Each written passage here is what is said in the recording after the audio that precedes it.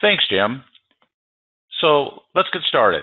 So my name is John Bernet, and I work for Fluke, and we'll talk a little bit about the condition monitoring solutions. So let's do a quick introduction. So I've been with Fluke for about 7 years as the application specialist. Before that, I worked for about 18 years at Azima DLI, helping customers start up reliability programs. But I started my career in the U.S. Navy, where I served for 12 years as an electrician, where I operated and maintained nuclear power plants for the U.S. Navy. And I watched the Navy transition from preventive maintenance to predictive maintenance over the years. So what we're going to be talking about today, we're going to start at a high level and work our way down. First, we're going to talk about some new challenges that are facing maintenance teams today, and then talk about some questions that teams ask as they're trying to improve their maintenance. Then we're going to jump into some solutions that some teams have found to be successful, and then we're going to talk about ways to start up a reliable program and how it can be successful and sustainable. And we're going to finish up with some benefits and value of mechanical tools, which are vibration and laser alignment. And we're also going to talk about thermography and electrical tools as well. So what are some new challenges that teams face as they try to be more proactive? So the things that maintenance teams are finding, there's a bunch of them, but it really comes down to one common problem, and that is doing more with less, all with the cost of downtime increasing and resources getting to be less and less. So if we look into this, there's really three main drivers to this problem. One is a shifting workforce, where a lot of these seasoned and skilled personnel are retiring and not being replaced. Number two is maintenance is getting more complex. Machines are now having a lot more variable frequency drive motors. There are a lot of auto start and stop. We've got a lot of smaller maintenance teams that are more cross-functional. And then finally, budgets are being reduced. If you think about the company-wide restraints, budgets are getting less and less every year. Funding is getting less and less every year. So all of these three are really driving some problems in our maintenance world. So what can maintenance teams do? So over the years, maintenance teams have looked at the ideas of predictive or preventive maintenance, and on paper, these all sound really good. So for example, if we could do things more proactively, we would have predictable schedules, safer workplaces, more uptime, more profits, more reliability, better peace of mind. All of these things sound great on paper. But in the real world, we find that maintenance teams run into three choices. One is they can be reactive, and reactive is a dangerous place to be, because now we're not going to do repairs until there's a failure, but if we wait until the failure, the downtime is very expensive. It's very stressful. You'll have a bearing go and it wipes out the entire machine, and then you're losing your profits and everything. A lot of people went to a preventive maintenance, and when I was in the Navy, we did a lot of preventive maintenance, and we would, based on a calendar, we would take a machine down and we would do some PMs. The problem with PMs, and this is based on studies done by the Navy in the 60s and just about every industry, airline industries and automotive industry, they've all found the same thing, that for rotating machinery, even if you're doing a calendar-based maintenance, 85% of machines are still going to fail randomly. And so that means that it's only 15% effective. So that's not the best way to run a plant. And then we run into predictive maintenance, where we would trend a machine and only repair it when needed, which sounds good on paper and everybody loves the idea. But in reality, the problem is, how do you implement a trending predictive program when you're already 100% busy with PMs and corrective repairs? So a lot of teams feel they really don't have a choice, but they do. So let's look at some of these challenges, and let's find out what other customers have done to be successful. And if we found that other customers were successful, let's use those tools to be able to go and find some ways to be more proactive in our maintenance plans. Okay, so what we're going to run into for the rest of the time is we're going to go through these top 10 questions that maintenance teams ask. I'm not going to spend a lot of time here because you can see them and we're going to go through each one of these, but we're going to talk about how to monitor your critical machines, how to bridge the skills gap, why do we keep replacing the same bearings and seals, what tools should I start with, how can I get the benefits without having a big program, how do I justify the cost of tools and the resources, how do I start a program when I'm already 100% busy, and then finally, how do I start or restart a condition-based maintenance program? So let's go through these and find out what successful customers have done to be able to reach these objectives and have these benefits. So first question is how to monitor all of our critical assets with fewer resources. We've talked about these challenges. Well, why don't we look at what other industries have done and see if we can learn from them? So if you think about the medical industry, they have the same challenges. They've got millions of patients, but there's no way that with the limited number of specialists that they can address all of these patients. So what do? They use a tiered approach where you first see a nurse, which uses quick tests to see if you're healthy or not. Blood pressure, pulse, and temperature. If you're healthy, you don't need to see the doctor. And then the general practice doctor is there to look at just the most common problems, which is probably 95% of the problems with patients.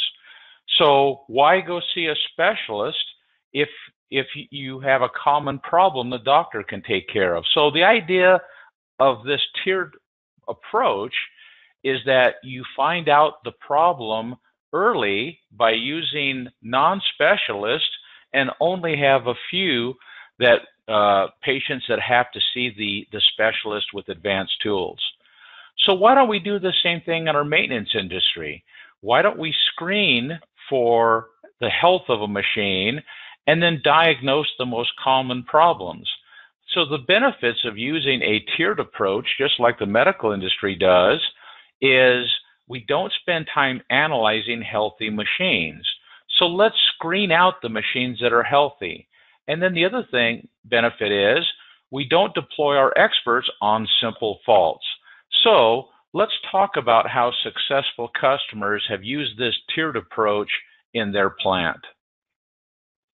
So how do we bridge the skills gap? Well, let's talk about using a tiered approach to be able to do this, because if you think about it, first of all, let's think about what kind of rotating machines we have in a plant. It can be broken up into 3 tiers, and at the top tier are just a few very critical complex machines. But the rest of the plant are pretty basic, hundreds and thousands of motors, pumps, fans, compressors, blowers, pretty basic machines. So if most of the machines in the plant are pretty basic, that means we don't really need specialists except for the top few machines. So let's find a way to screen out the problems just like the nurse and the doctor do. So we first start off by screening out the healthy machines, because if we start doing some simple tests just like the nurse does, we can find out that over 80% of our machines are healthy. If that's the case, that leaves only 20% have a problem. So if they're healthy, we don't need to diagnose or fix those machines. So let's first screen out the healthy machines. After we find that we've got about 20% of our machines have a problem, now let's look for the most common faults. Just like the doctor would look for cuts and broken bones and bruises and colds and flus and viruses, the most common things. Well, there's really only 4 things with rotating machinery from a mechanical standpoint, and that's imbalance, misalignment, looseness, and bearings. So if there's just a few faults that account for 90% of the problems, and those problems are something that a maintenance technician can take care of, why don't we screen out the most common faults and fix them ourselves? So screen out the machines that are healthy ourselves, screen out the machines that have most common faults, fix them ourselves, and then that means that we're only sending up a very few percentage of our machines to experts. So refer only the complex faults and the machines that need to go to a consultant, and the rest of the machines, the rest of the pyramid, we'll take care of ourselves. So that's how we can bridge the skills gap, by matching the right tool to the right skill and the right training level. We'll talk a little bit more about this as we go along. Okay, another question that we hear a lot of times is, why do teams keep replacing the same bearings and seals? And the reason is we haven't found the root cause. 50% of rotating machine damage is directly due to misalignment. And most people ignore the misalignment because it's hard. And I know that when I was in the Navy as an electrician, we ran into the same problem. As an electrician, we'd replace the bearings in the motor, the mechanics would replace the bearings in the pump, and then we'd slap it together, and then a few months later, we're replacing the bearings again, and the mechanics are replacing the seals. Why? Because we didn't fix the root cause. The root cause was misalignment or imbalance, and so that's why we want to use simple diagnostic tools to find out what is the root cause with your machine. And once you find, and again, remember, the root cause is misalignment, imbalance, and looseness. So instead of just replacing bearings and seals, let's find out what the problem is. And once we find the root cause, then we need to fix it. And what we're going to find out at the end of this presentation is there are some simple tools to use. Laser alignment tools are getting better and better every year, and they're to a point now where they can take a simple standard machine and you can do alignment yourself in just a matter of minutes, not hours. So if we can align our standard machines ourselves, well, then there's no reason to ignore the misalignment. Let's fix it. So we're going to talk about these later in the presentation. Okay, so we need to find the root cause and we need to fix the root cause to get away from reacting to replacing bearings and seals. Okay, question is asked quite often, which tool should I begin with? Well, again, remember we talked about this earlier, that we can use a tiered approach. So the first thing we want to do, if you think about this workflow process, is that we need to screen out which machines are good or bad. So here you can see thermography tools and vibration tools, which are quick and easy, are going to tell us that you have a problem. Notice we see a yellow, or sorry, that's orange. So basically that's telling us, so a simple test is telling us there's something wrong with this machine. The next step is to diagnose it. So just like the doctor, let's find out what the problem is. So this diagnostic tool then finds that we have some misalignment and recommends that we align the machine. So we first found out there's a fault, then we found out what the fault is and what to do to fix it. Step number 3 is to correct the misalignment. Don't just ignore it. Don't just replace the bearings and seals. And laser shaft alignment tools can help us take a machine from being in the red to being in the green quickly and easily in just a matter of minutes. So we can quickly align a machine and correct the root cause.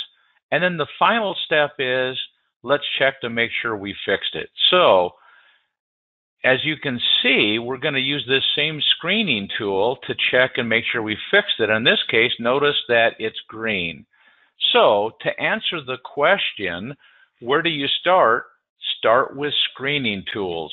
Start by seeing the nurse. So we first need to find out which machines have a problem, and we can do that with simple tools. And we'll talk a little bit about these simple screening tools in the following slides.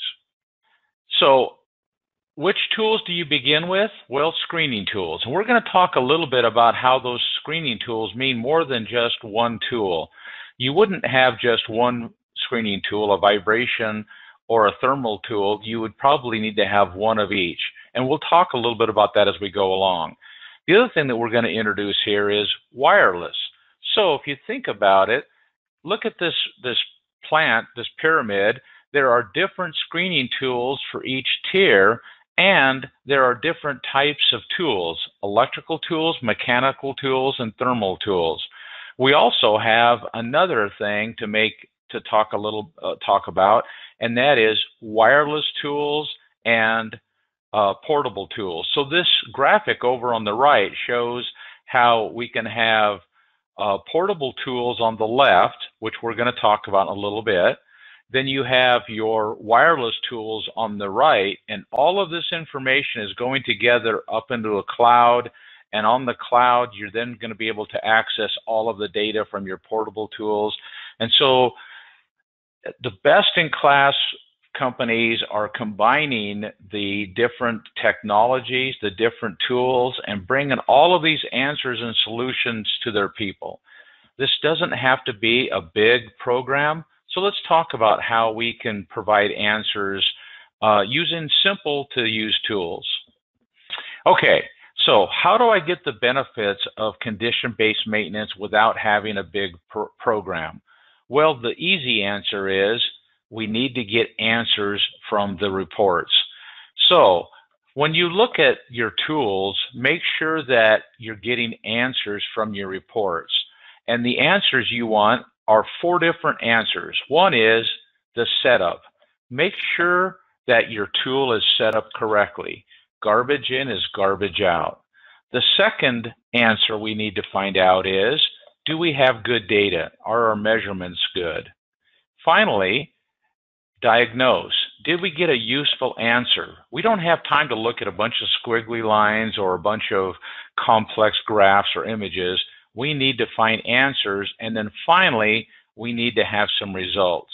So as we go through, and I'm not going to have time to go through each one of these reports, but here you can see some reports from a vibration screening tool that gives you those 4 answers: setup, measure, diagnose, and an action repair step. The same thing in the vibration tester that we're going to talk about in a few slides, and also laser shaft alignment. So as you look at your reports, you want to make sure that you get these answers that you need, not just a bunch of numbers. And then finally, the same thing in your thermography tools and your electrical tools. We need to make sure we have good setup information, we have good data, we have good answers, and we have a recommendation on how to fix this machine. So that's how we can get the benefits without having a big program, and that is getting answers from our data. Finally, we got a couple more steps to do here. How do we justify the cost of these tools? Well, let's go over a few quick slides. The main areas of savings are pretty common in all industries. We have downtime costs, energy waste, the cost to fix or replace machinery, the maintenance cost, the outsourcing cost. So let's talk a little bit. These are the savings that we want to show, and we're going to talk about ways to be able to show this and document these savings. Now, a lot of people ask us about ROI calculators and cost savings.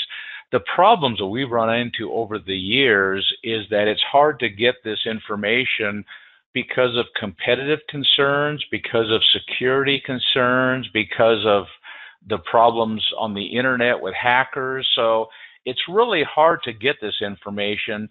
The good news is we can find a lot of information that is common to all plants. So for example, here was a study done by the Electric Power Research Institute that shows that machines, plants that run in a reactive mode, that cost a lot more. When you're in a preventive mode or a calendar base, you can save 24%, and if you're in a predictive mode, 47%. That's kind of a global, kind of a high level showing that condition-based maintenance really is the most cost-effective. Another way is to look at some cost savings, and we can show you some of these cost savings from some customers. Here's a customer that used a predictive maintenance program on hundreds of machines, simple motors, pumps, fans, over 25 years, and they documented their saves. And that's a key thing I'm going to come back to time and time again, is we need to document our saves. And by documenting their saves every 2 years, they were able to prove that they had a cost to benefit ratio of 20-to-1. So by tracking and documenting their saves, they proved that their reliability program was saving them money. And then even small companies can benefit from this. So in a 16-year period, as a small company went from reactive to preventive to predictive, they had 600 critical motor pumps that they were monitoring. They cut their budget in half over a 10-year period. All of their machines were running twice as long as before, and they didn't have any emergency shutdowns. So we can look at many, many different examples in many different industries, but it's going to be hard to get exact ROI for every industry and every application. And if you think about it, from a vibration standpoint, rotating machinery, machines just aren't that different from each other. I know that a lot of customers feel that their motor pump is very unique, but from a vibration standpoint, a rotating motor pump shaft, it's just a motor pump shaft. It doesn't matter what it's doing, because when you think about the faults, imbalance, misalignment, looseness, and bearings, they're pretty common through all industries. So we can really group industries into 4 different buckets, where you can see what we're looking at here is the number of very complex machines. So if you take all these industries and you kind of put together the most common industry machines, you see over on the right, there are very few machines that are very complex, where 90 or 95% of the machines are very common. And so if you look at this chart, you can see that only in a couple of industries, like wind turbines, for example, are there really a lot of complex machines that need an expert. Most of the plants are pretty common in their rotating machinery. So the reason I'm showing you this is, let's go for the 95% of the machines that we can fix ourselves, not the 1 or 2% of the machines that we need an expert, and call in an expert for those few machines. Okay, so how do you start a program when we're already 100% busy? So a lot of customers have told us, we love the idea of condition-based maintenance, but we just don't have the time because we have no resources. So the answer to that question, how have other people been successful, is start small and grow. Start with a pilot program. Pick just a portion of your plant or just a few machines. Trend 25 or 30 machines. And once you start seeing some success, then you take that success and you change some of your PMs. So if on a small number of machines, I can reduce the number of PMs and the number of repairs that are needed, well, now I have some free time. So basically, start on a few machines, free up some time. Take that save to get some more budget and do a few more machines, and then a few more machines. And then basically, over a year or 2 period, you transition from being reactive and doing just PMs and repairs to more of a predictive plan.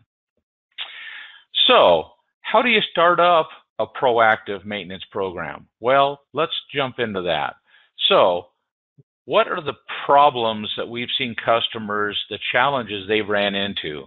The number 1 problem is they start too big.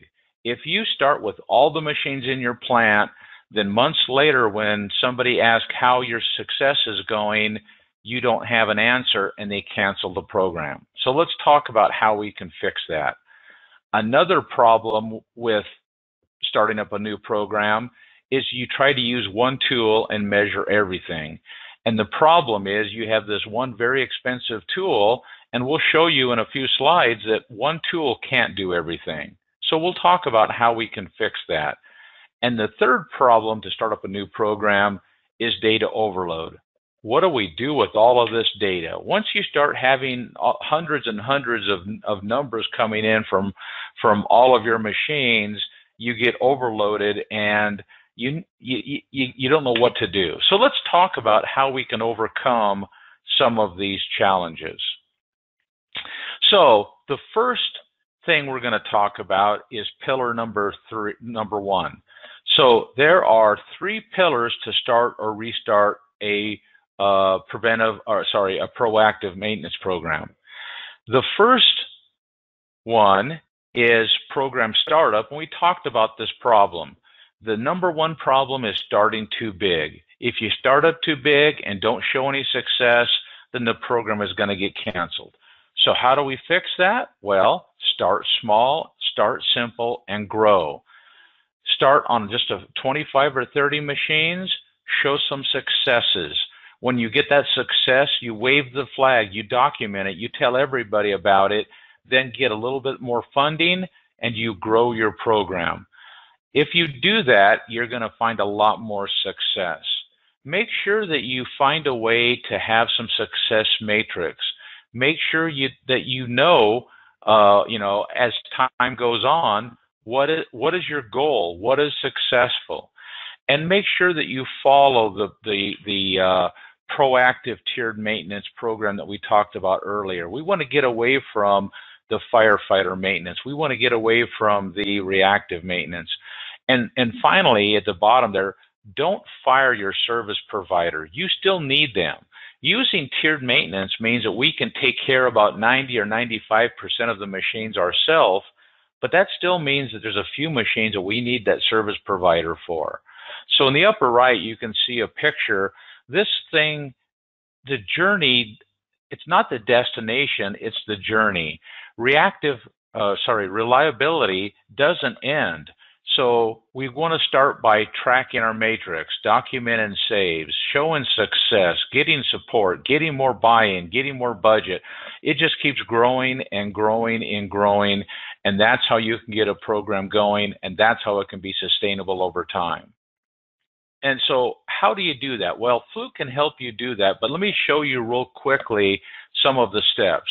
The first step to start up a program is to create a criticality list. So what a criticality list, and this can be done in Excel. It doesn't have to be anything fancy. You basically start by making a list of your machines and then grouping them by some type of ranking, okay, by safety, by production, by repair cost, by environment. These are things that impact your company and your site. Once you start doing this, the next step is, after you've ranked your machines, is then you sort them by the most critical machines. We want to find out which machines have an overall criticality to the highest. That's the machines that you're going to then spend more time with, but we don't want to forget about other machines. By doing this exercise, you learn a lot about your machines and a lot about your plant. And keep in mind, this isn't a thing that you do once and forget it. This is something we'll tweak over time and we'll get better and better. And as we do this, we find out which machines are going to be impacting our bottom line.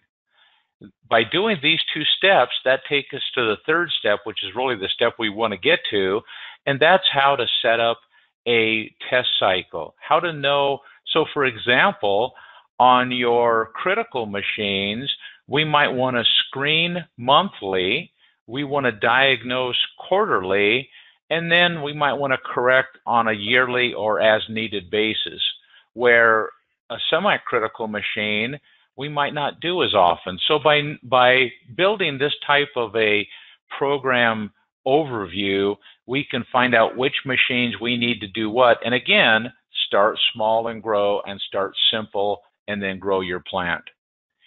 Then we want to think about the second problem that we run into starting up a program, and that is using just one tool to monitor everything.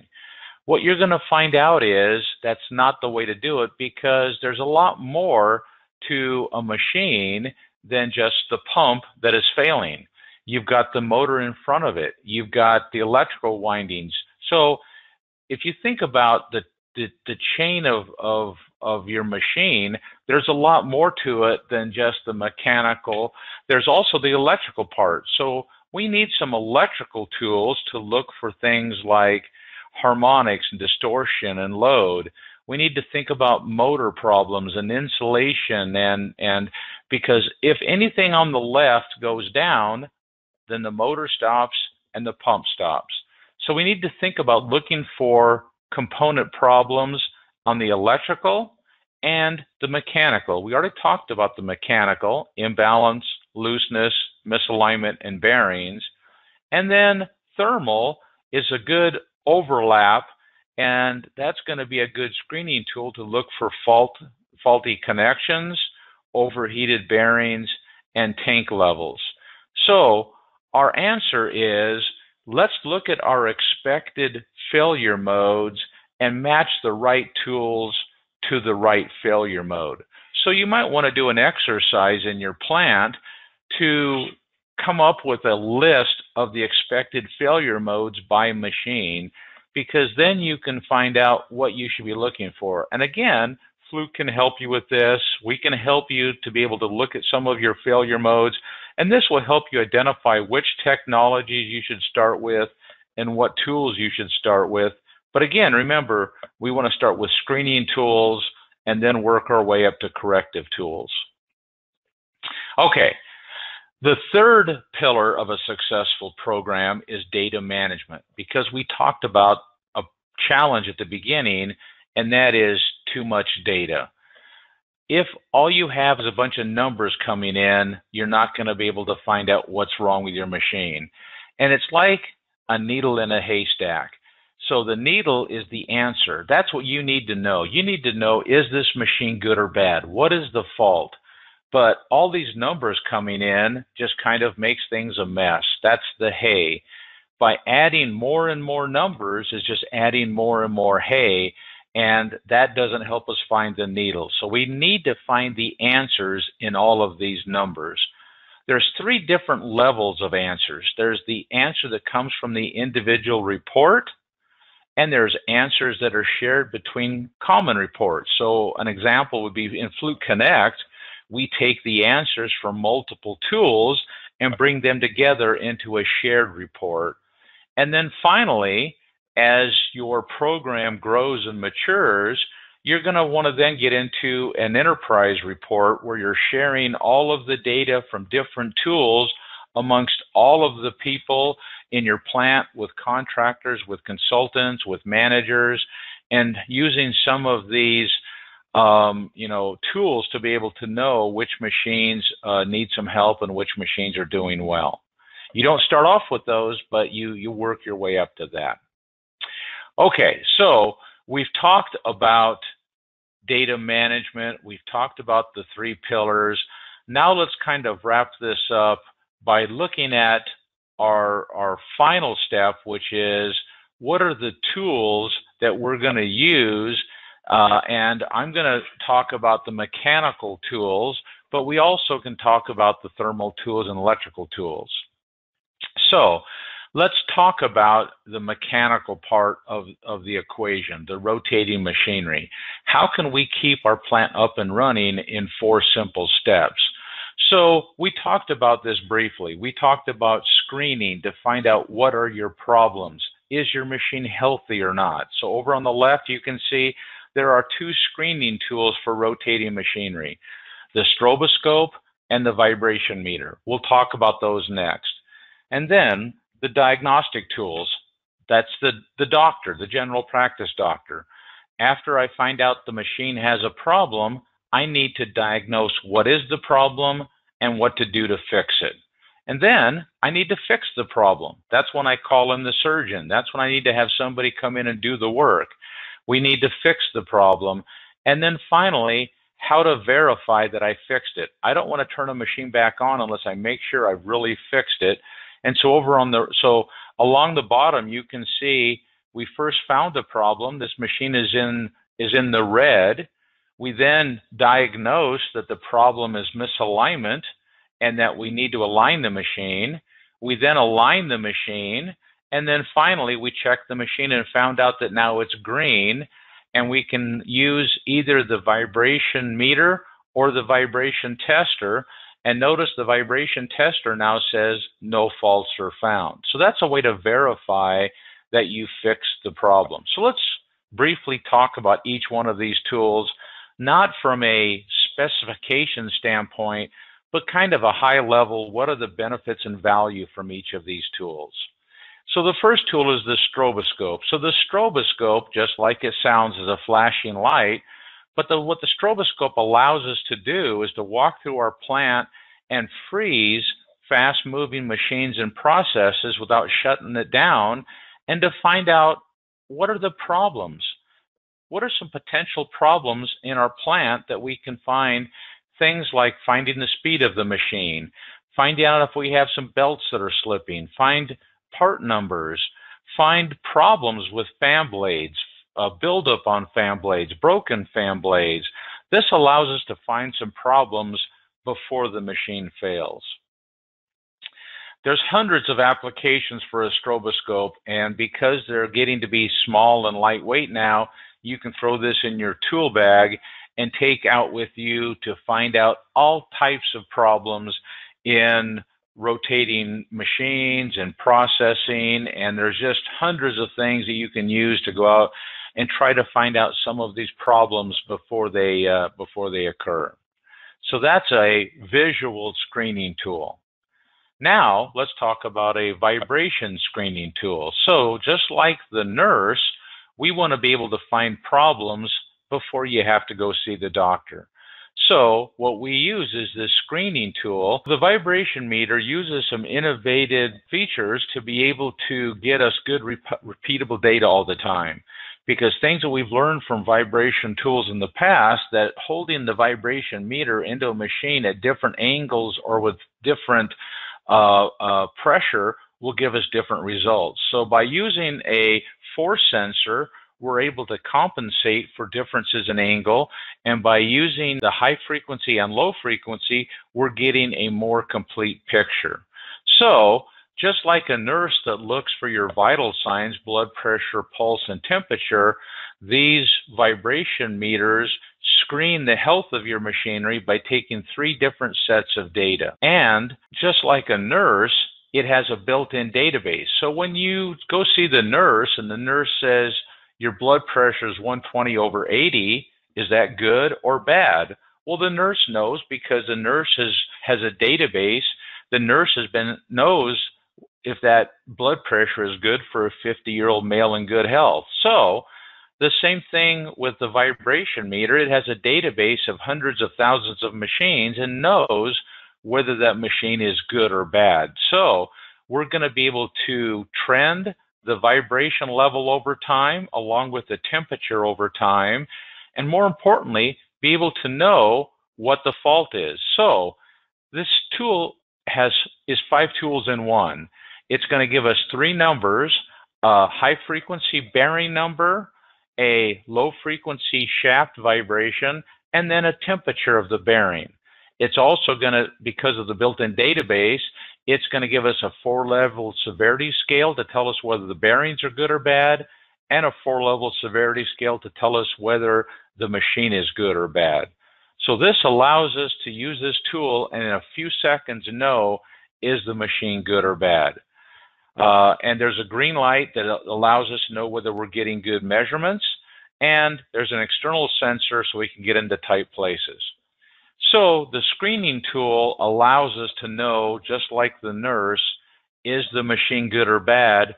And a entry-level technician with 30 minutes of training is able to use this tool.